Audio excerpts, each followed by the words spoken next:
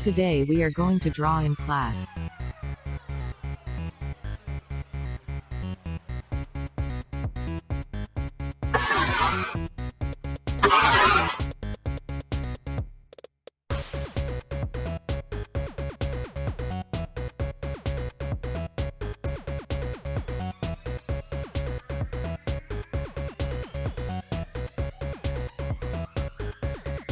Bird.